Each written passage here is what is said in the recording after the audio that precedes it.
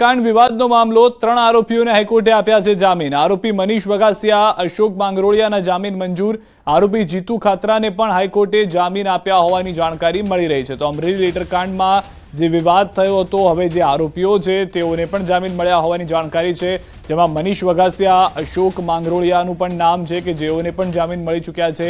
આરોપી જીતુ ખાતરાને પણ હાઈકોર્ટે જામીન આપ્યા હતા। તો હાઈકોર્ટમાં જે અરજી કરવામાં આવી હતી, પાયલ ગોટીનો જે આખો મામલો ચાલ્યો હતો, તેમાં અન્ય 3 લોકો પણ હતા કે જેઓએ જામીન અરજી તો કરી, પરંતુ જામીન મળ્યા ન હતા અને ત્યારબાદ હાઈકોર્ટ પણ તેઓ પહોંચ્યા। હાઈકોર્ટમાંથી હવે તેઓ માટે રાહતના સમાચાર આવી રહ્યા છે।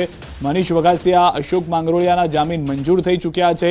જે આખો પત્રકાંડ થયો, જે લેટર કાંડ થયો કે જેમાં પાયલ ગોટી પાટીદાર દીકરીનું પણ નામ આવ્યું હતું, આ તમામ લોકોમાંથી કેટલાક લોકો એવા હતા કે જેઓને ખ્યાલ પણ ન હતો કે સમગ્ર ઘટના શું ઘટી ગઈ।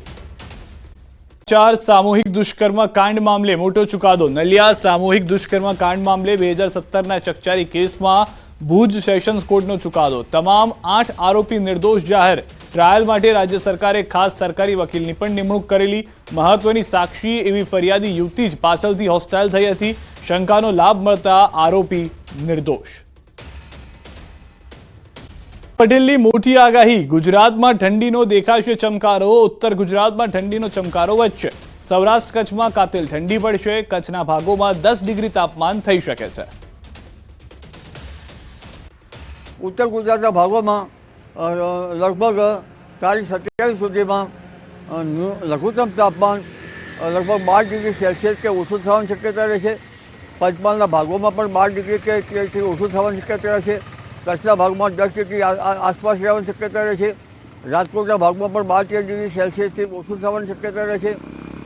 જૂનાગઢના ભાગોમાં પણ 12-13 ડિગ્રી સેલ્સિયસથી ન્યૂનતમ તાપમાન ઓછું થવાની શક્યતા રહેશે। અને જામનગરમાં કંઈ ઠંડી રહેશે, અહેસાસ થશે। અને લગભગ વલસાડના ભાગોમાં કંઈ ઠંડીનો અહેસાસ થશે।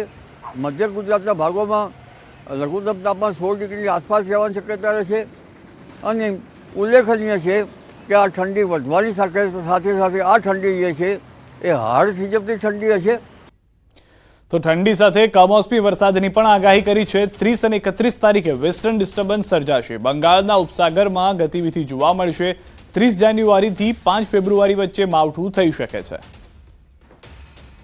તારીખ લગભગ 30-31 જાન્યુઆરીથી ફેબ્રુઆરીની શરૂઆત 4-5 ફેબ્રુઆરી સુધીમાં દેશના ઉત્તરીય પર્વતીય પ્રદેશોમાં ભારે હિમવર્ષા થવાની શક્યતા રહેશે।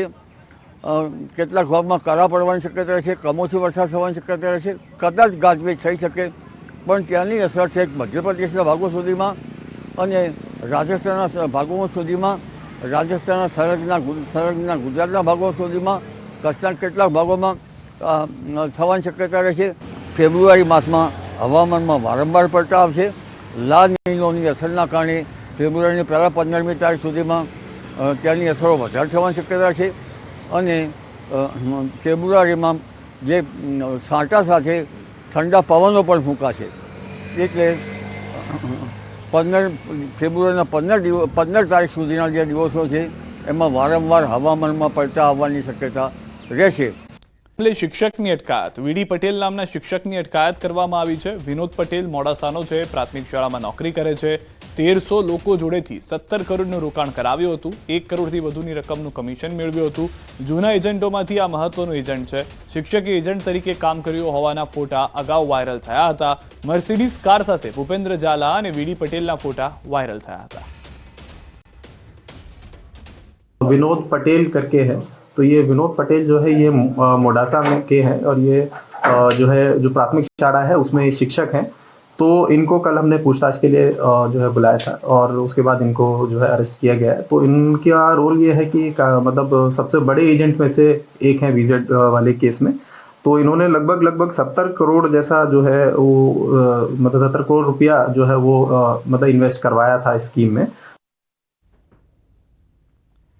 પાલનપુરમાં નાવ સ્ટાર્ટ નામની સ્કીમ બનાવી ઠગાઈ કરનાર 2 શખ્સોમાંથી એકને ઝડપી પાડવામાં આવ્યો છે। સ્કીમ ચલાવનાર 2 મુખ્ય શખ્સમાંથી નિરંજન શ્રીમાળીને ઝડપી પાડવામાં આવ્યો છે। જેની પૂછપરછમાં કેટલાક ખુલાસા થયા છે. આ શખ્સોએ સ્કીમ 2023માં શરૂ કરી હતી. આ સ્કીમમાં 15,000થી પણ વધુ રોકાણકારો છે. અત્યાર સુધી 130 કરોડ જેટલી રકમ ઉઘરાવી ચૂક્યા છે, જેમાંથી 86 કરોડ પરત આપવાના બાકી છે. રોજના 3% આપવાની વાત કરી તેમજ કમિશન આપવાનું કહી રોકાણકારોને લલચાવી રોકાણ કરાવ્યું હતું. આ સ્કીમ ફક્ત ગુજરાતમાં જ નહીં પરંતુ અન્ય રાજ્યમાં પણ કેટલાક રોકાણકારો હોવાનું સામે આવ્યું છે. इसमें देखिए क्योंकि अभी ये लेट नाइट ही हमने इसको अरेस्ट किया, तो अभी बहुत प्राइमरी स्टेज है, तो इसमें बहुत ज़्यादा पूछपरछ अभी नहीं हुई है. तो रिमांड की प्रोसेस हम जो है वो करेंगे. तो उसका मेनली ग्राउंड यही रहेगा कि इसने वो जो पैसा जो लिया है वो कितने लोगों से लिया है, क्या उसका इसने दस्तावेज तैयार किए थे, उसके बाद कहाँ उसने जो है प्रॉपर्टी ली है, क्रिप्टो में लगाया है कि कहाँ लगाया है. तो वो सारी चीज़ें जो हैं अभी तपास में आगे आएंगी.